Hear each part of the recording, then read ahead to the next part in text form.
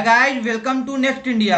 आज है 2 सितंबर 2021। तो 2 सितंबर से करंट अफेयर्स के जितने भी इंपॉर्टेंट क्वेश्चन बन सकते हैं सारे के सारे आज हम इस वीडियो में डिस्कस करेंगे तथा प्रत्येक क्वेश्चन से रिलेटेड इंपॉर्टेंट फैक्ट भी मैं इस वीडियो में आपको बताऊंगा।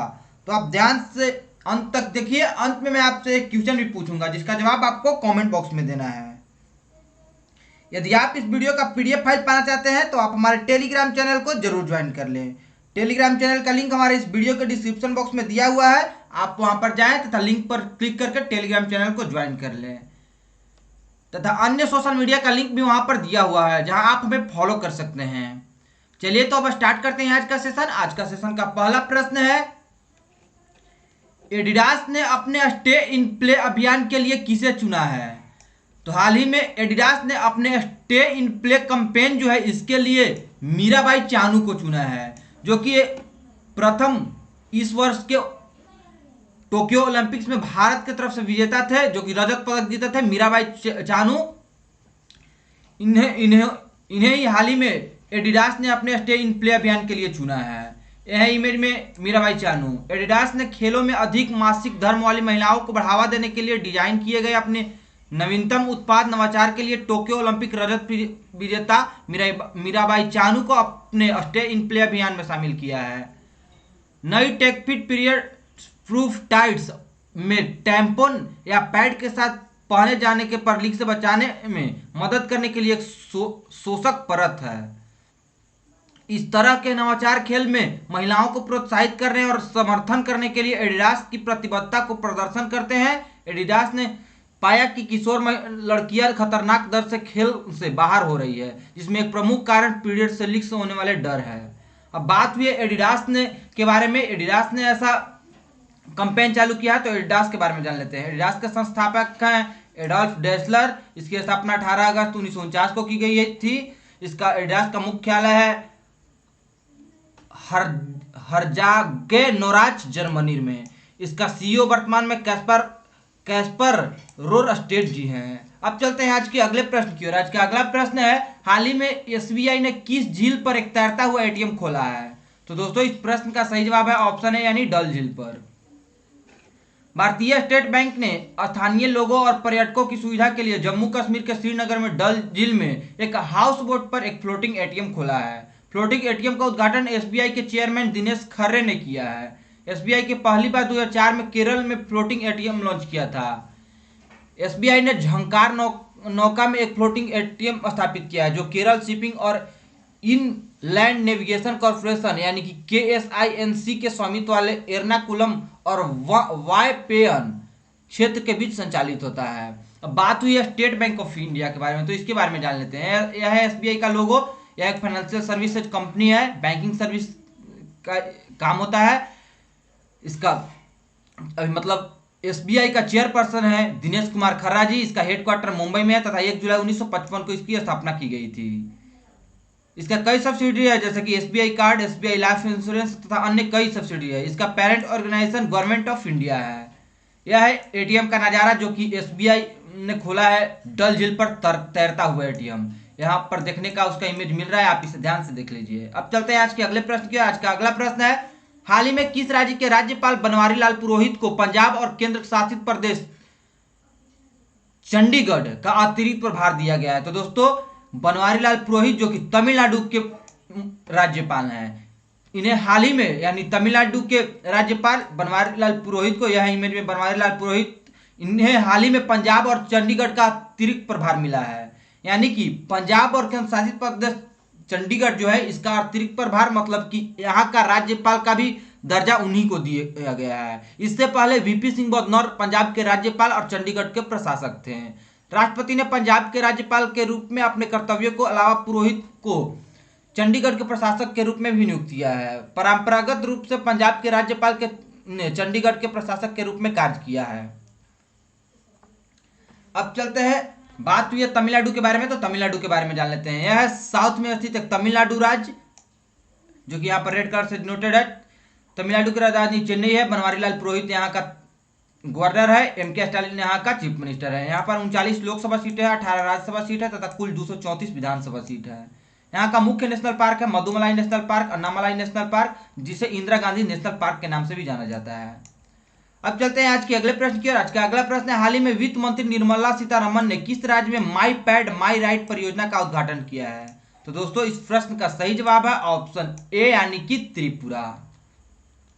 त्रिपुरा में केंद्रीय वित्त मंत्री निर्मला सीतारमण जी ने राज्य की अपनी यात्रा के दूसरे और अंतिम दिन गोमती जिला के किला गांव में नाबार्ड और नैब फाउंडेशन द्वारा शुरू की गई माई पैड माई राइट नामक एक परियोजना का उद्घाटन किया है। इस परियोजना का उद्देश्य अनुदान, वेतन सहायता और पूंजीगत उपकरणों के माध्यम से आजीविका और मासिक धर्म स्वच्छता को ग्रामीण महिलाओं के करीब लाना है। केंद्रीय मंत्री ने Tripura state cooperative bank limited की मोबाइल एटीएम वैन को भी हरी झंडी दिखाई है, जो दक्षिण त्रिपुरा जिले के सभी ग्राम पंचायतों और ग्राम समितियों को कवर करेगी। अब बात तो ये त्रिपुरा के बारे में, तो त्रिपुरा के बारे में जान लेते हैं। यह है रेड कलर से डिनोटेड मैप में त्रिपुरा राज्य। त्रिपुरा की राजधानी अगरतला है। सत्यदेव नारायण आर्य यहाँ का गवर्नर है। बिप्लब कुमार देब वहाँ का मुख्यमंत्री हैं। 2 लोकसभा सीटें हैं, 1 राज्यसभा सीट है तथा यहाँ पर कुल 60 विधानसभा सीट है। यहाँ का मुख्य नेशनल पार्क है जिसका नाम है clouded leopard national park, bison national park. तो अब चलते हैं आज के अगले प्रश्न की ओर। आज का अगला प्रश्न है, हाल ही में किस राज्य सरकार बेरोजगार युवाओं के लिए मेरा काम मेरा मान योजना शुरू करेगा? तो दोस्तों इस प्रश्न का सही जवाब है ऑप्शन बी यानी कि पंजाब सरकार। पंजाब कैबिनेट एक नई योजना को मंजूरी दी जो राज्य में बेरोजगार युवाओं को अपने कौशल को सुधारने और नौकरी पाने की संभावनाओं को बढ़ाने में मदद करेगी। इन युवाओं को राज्य सरकार की मेरा काम मेरा मान योजना के तहत निःशुल्क आपातकालीन कौशल प्रशिक्षण दिया जाएगा। 90 करोड़ रुपए की लागत से 30,000 लाभार्थियों का लक्ष्य प्रस्तावित किया गया है। योजना के बारे में जान लेते हैं। यह योजना पंजाब कौशल विकास मिशन प्रशिक्षण केंद्रों द्वारा आयोजित किया जाने वाला प्रशिक्षण पाठ्यक्रम की शुरुआत से 12 महीने की अवधि के लिए प्रति माह 2500 रुपए का रोजगार सहायता भत्ता भी प्रदान करती है। भत्ता प्रशिक्षण अवधि के दौरान और प्रशिक्षण सफलतापूर्वक पूरा करने के बाद कार्यक्रम के शुरुआत की तारीख से 12 महीने की प्री प्लेसमेंट और पोस्ट प्लेसमेंट अवधि के दौरान दिया जाएगा। अब बात हुई पंजाब सरकार के बारे में, तो पंजाब के बारे में जान लेते हैं। यह है भारतीय मैप में पंजाब राज्य, जो कि यहाँ पर रेड कलर से डिनोटेड है। यहाँ की राजधानी चंडीगढ़ है। वीपी सिंह बदौर जी पहले यहाँ का राज्यपाल हुआ करते थे, लेकिन कल से यहाँ का जो गवर्नर है चेंज कर दिया गया है। बनवारी लाल पुरोहित का यहाँ का गवर्नर का पद दे दिया गया है तथा जो केंद्र शासित प्रदेश चंडीगढ़ है वहाँ का भी पदभार वहाँ के प्रशासक के रूप में बनवारी लाल पुरोहित को ही अपॉइंट किया गया है। बनवारी लाल पुरोहित जो कि तमिलनाडु के अभी वर्तमान में गवर्नर हैं। अब जान लेते हैं यहाँ के चीफ मिनिस्टर के बारे में। यहाँ का चीफ मिनिस्टर है अमरिंदर सिंह। 13 लोकसभा सीटें हैं, 7 राज्यसभा सीटें हैं तथा 170 विधानसभा सीटें हैं। भारत का यह पहला राज्य है जहां पर एक भी नेशनल पार्क नहीं है। तो अब चलते हैं आज के अगले प्रश्न की ओर। आज का अगला प्रश्न है, हाल ही में किसे प्रतिष्ठित American association of neurological surgeon के AANS पुरस्कार से सम्मानित किया गया है?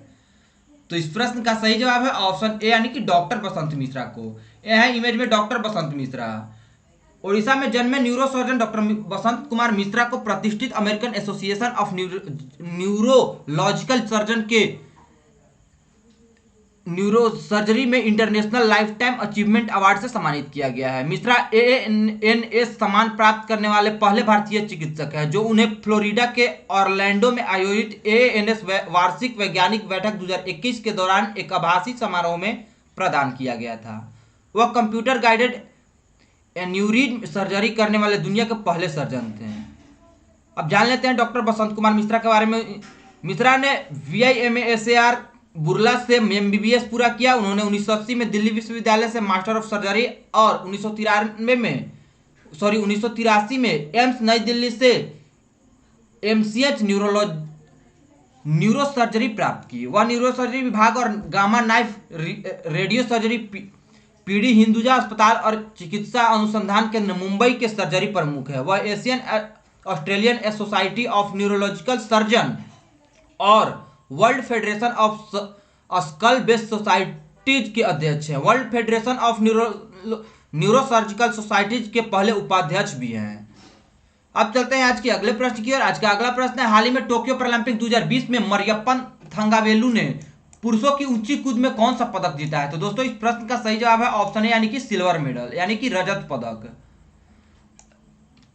यही इमेज में मरियप्पन थंगावेलु, इन्हें पहले भारत की तरफ से टोक्यो पैरालंपिक में ध्वजवाहक भी चुना गया था, लेकिन बाद में चेंज करके टेकचंद को चुन लिया गया है। भारत के मरियप्पन थंगावेलु ने टोक्यो पैरालंपिक में पुरुषों की ऊंची कूद T63 में रजत पदक जीता। उन्होंने रजत पदक के लिए 1.86 मीटर की दूरी तय की। इसी स्पर्धा में शरद कुमार 1.83 मीटर का आंकड़ा पार करते हुए कांस्य पदक जीता है।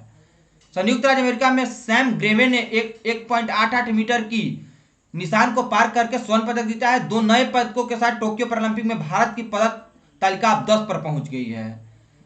अब यह इमेज में देख लीजिए ध्यान से, यह है मरियप्पन थंगावेलु, इन्हें भारत के पहले इस वर्ष यानी टोक्यो पैरालंपिक्स के लिए ध्वजवाहक चुना गया था, लेकिन बाद में टेकचंद को चुन लिया गया है।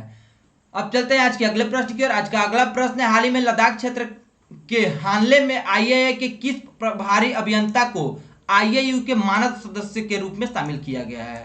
तो इस प्रश्न का सही जवाब है ऑप्शन बी यानी कि दोरजी अंगचुक को।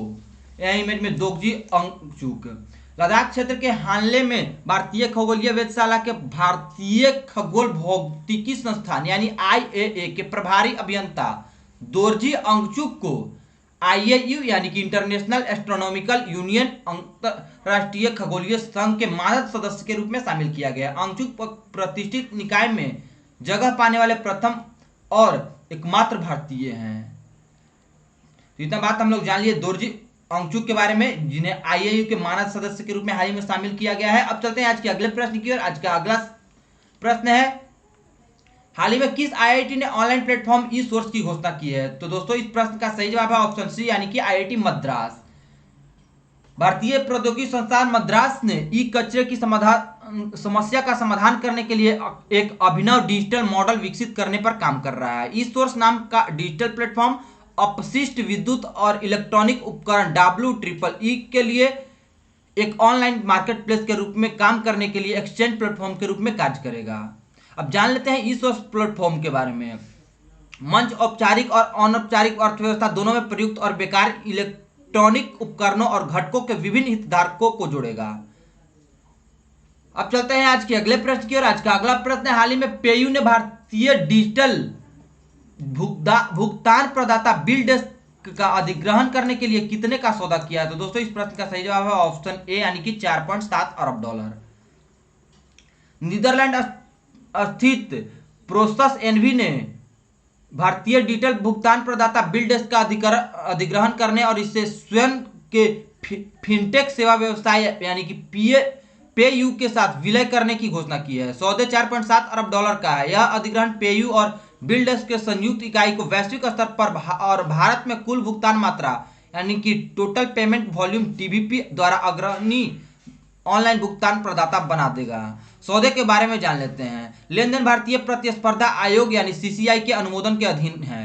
यह अधिग्रहण भारत में प्रोसेस के निवेश में को भी $10 अरब का बढ़ा देगा, जिससे अब तक भारतीय तकनीकी पारिस्थितिकी तंत्र में $6 अरब का निवेश किया है। अब जान लेते हैं पेयू के बारे में। पेयू के CEO है लॉरेंट लेमोल। इसकी स्थापना 2006 में की गई थी। तथा बिल डेस्क के बारे में जान लेते हैं। बिल डेस्क की स्थापना 29 मार्च 2000 को की गई थी। इसका मुख्यालय मुंबई में है तथा इसके संस्थापक हैं MN श्रीनिवासु, अजय कौशल तथा कार्तिक गणपति। तो इतना बात हम लोग जान लिए पेयू, बिल डेस्क तथा इस सौदे के बारे में। तो अब चलते हैं आज के अगले प्रश्न की ओर। आज का अगला प्रश्न है, हाल ही में टोक्यो पैरालंपिक 2020 में सिंहराज अधाना ने 10 मीटर एयर पिस्टल में कौन सा पदक जीता है? तो इस प्रश्न का सही जवाब है ऑप्शन ए यानी कि कांस्य पदक। टोक्यो पैरालंपिक 2020 में भारतीय निशानेबाज सिंहराज अधाना ने 31 अगस्त 2021 को P1 पुरुषों की 10 मीटर पिस्टल SH1 फाइनल में कांस्य पदक जीता है। अधाना ने कुल 216.8 का स्कोर किया और तीसरे स्थान पर रहे हैं। फाइनल में चीन के गत चैंपियन चांगो यंग और हुआंग जिंग ने क्रमशः स्वर्ण और रजत पदक जीते हैं। यह है इमेज में सिंहराज अधाना जी, आप इन्हें ध्यान से देख लीजिएगा। अब चलते हैं आज के अगले प्रश्न की ओर। आज का अगला प्रश्न है, हाल ही में भारत और किस देश के नौसेना ने समुद्री साझेदारी अभ्यास आयोजित किया है? तो इस प्रश्न का सही जवाब है ऑप्शन बी यानी कि अल्जीरिया के नौसेना ने। भारतीय नौसेना का जहाज INS ताबर जून 2021 में सितंबर 2021 तक अफ्रीका और यूरोप में बंदरगाहों की संख्या की सद्भावना यात्रा पर है। इस यात्रा के एक भाग के रूप में आईएनएस ताबर ने अल्जीरियाई नौसेना के साथ भूमध्य सागर में अल्जीरियाई तट से दूर मेडन मैरीटाइम पार्टनरशिप अभ्यास में भाग लिया। अभ्यास में अल्जीरियाई नौसेना के जहाज एएनएस एजादजेर ने भाग लिया। अभ्यास का उद्देश्य क्या है, इसके बारे में जान लेते हैं। अभ्यास का उद्देश्य इंटरऑपरेबिलिटी को बढ़ाना, एक दूसरे के बाद के संचालन की अवधारणा को समझना और भविष्य में दोनों नौसेनाओं के बीच बातचीत और सहयोग बढ़ाने की संभावना को खोलना था। तब बात हुई है अल्जीरिया नौसेना यानी अल्जीरिया के बारे में, तो हम लोग अल्जीरिया के बारे में जान लेते हैं। अल्जीरिया की राजधानी अल्जीरियस, दिनार यहाँ का करेंसी है, यहाँ का ऑफिशियल लैंग्वेज है अरेबिक तथा तमाजाइट फ्रेंच। यहाँ का प्राइम मिनिस्टर है एब्देलाजीज डेजरे। यहाँ का नाम भी थोड़ा अलग लगता है, पढ़ने में भी बोलने में भी थोड़ा सा अटपटा सा लगता है। यह है अल्जीरिया देश, जो कि ग्रीन कलर से यहाँ पर डिनोटेड है। अब चलते हैं आज के अगले प्रश्न की ओर। आज का अगला प्रश्न है, हाल ही में जारी राबो बैंक की 2021 वैश्विक शीर्ष 20 डेयरी कंपनियों की सूची में प्रथम स्थान पर कौन सा कंपनी है? तो दोस्तों इस प्रश्न का सही जवाब है अमूल। अमूल यानी कि Anand milk union limited. Amul Gujarat सहकारी दुग्ध विपणन महासंघ यानी GCMMF राबो बैंक की 2021 वैश्विक शीर्ष 20 डेयरी कंपनियों की सूची में 18वें स्थान पर आ गया है। 2020 में अमूल को 16वें स्थान पर रखा गया था। अमूल ने $5.3 अरब का सालाना कारोबार हासिल किया है। अब बात हुई है राबो बैंक के बारे में, तो राबो बैंक एक फाइनेंशियल सर्विस कंपनी है। यह है राबो बैंक का लोगो। इसका हेडक्वार्टर नीदरलैंड में है। इसका अभी वर्तमान में रिवेन्यू 2018 के अनुसार 1202 करोड़ रुपए यूरो है, 1202 करोड़ यूरो है। 1895 में इसकी स्थापना की गई थी। इसका मोटो है growing a better world together. अब चलते हैं आज के अगले प्रश्न की ओर। आज का अगला प्रश्न, हाल ही में मूडीज ने CY 2021 के लिए भारत की GDP वृद्धि दर कितने रहने का अनुमान बरकरार रखा है? तो दोस्तों इस प्रश्न का सही जवाब है ऑप्शन बी यानी कि 9.6%।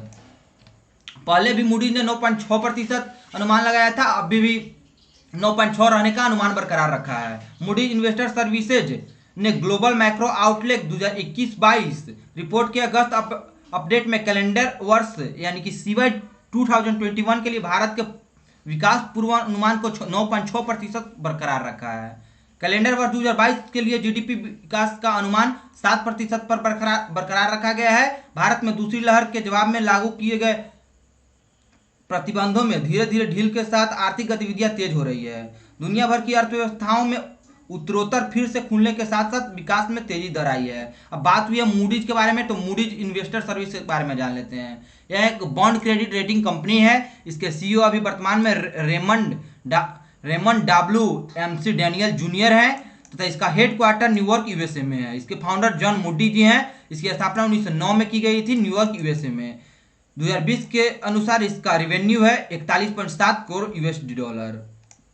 इसका पेरेंट ऑर्गेनाइजेशन है मूडीज कॉर्पोरेशन। अब चलते हैं आज के अगले और आज के अंतिम प्रश्न की ओर। आज का अंतिम प्रश्न है, हाल ही में किस देश के क्रिकेटर डेल स्टेन ने क्रिकेट के सभी प्रारूपों से संन्यास की घोषणा की है? तो दोस्तों इस प्रश्न का सही जवाब है ऑप्शन बी यानी कि दक्षिण अफ्रीका। यह इमेज में डेल स्टेन, आप इन्हें ध्यान से देख लीजिए। यह एक साउथ अफ्रीकन क्रिकेटर है। इन्होंने क्रिकेट के सभी प्रारूपों से हाल ही में संन्यास ले लिया है। यानी परसों के दिन यानी 31 अगस्त को ही इन्होंने तत्कालीन प्रभाव से इन्होंने सभी तरह के प्रारूपों से संन्यास ले लिया है। अब बात हुई है डेल स्टेन के बारे में, तो डेल स्टेन के बारे में जान लेते हैं। डेल स्टेन एक साउथ अफ्रीकन क्रिकेटर है। इनका जन्म 27 जून 1983 को हुई थी। इनका हाइट 1.79 मीटर है। यह एक राइट आर्म फास्ट बॉलर है तथा बैटिंग के रूप में राइट हैंडेड थे।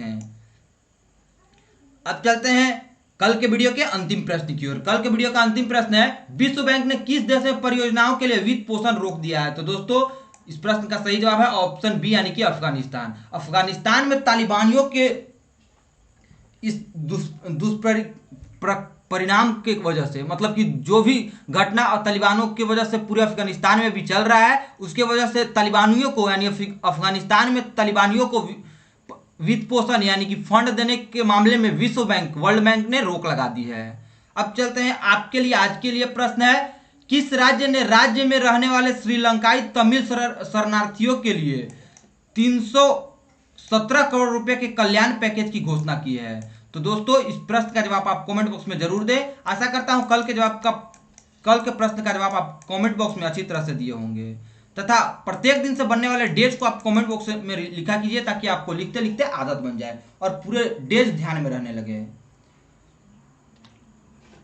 यदि वीडियो अच्छा लगे तभी हमारे चैनल को शेयर तथा सब्सक्राइब करें। आप हमें फेसबुक, इंस्टाग्राम, टेलीग्राम, ट्विटर सभी जगह फॉलो कर सकते हैं। पीडीएफ फाइल पाने के लिए आप हमारे टेलीग्राम चैनल को जरूर ज्वाइन कर लें। चलिए तो दोस्तों, वीडियो को अंत तक देखने के लिए आप सभी को बहुत बहुत धन्यवाद। मिलते हैं अब अगले वीडियो में। तब तक आप पढ़ते रहे, मुस्कुराते रहे, बड़ों का सम्मान करें, छोटों को प्यार दें, अपना व्यक्तित्व इस प्रकार से विकसित करें ताकि लोग, खास करके महिलाएं, आपके साथ सुरक्षित महसूस करें। धन्यवाद।